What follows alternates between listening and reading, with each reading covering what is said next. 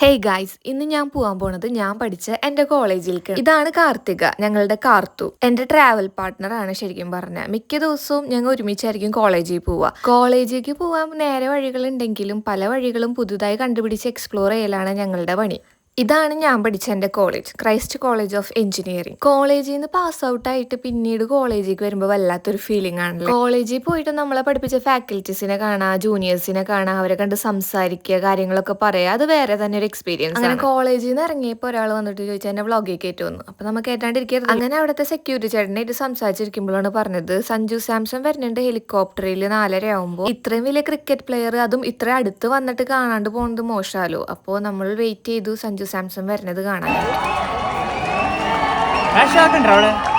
Christ arts കോളേജിലത്തെ ഏതൊരു സ്പോർട്സിന്റെ ഇനോഗ്രേഷന് വേണ്ടിയിട്ടാണ് ആള് വന്നിട്ടുണ്ടായത്. ആള് വന്നു, പിന്നെ അവിടെ വെച്ച് എന്തോ ഇനോഗ്രേഷനും കാര്യങ്ങളൊക്കെ നടത്തി. അപ്പൊ തന്നെ ആള് പോവുകയും ചെയ്തു.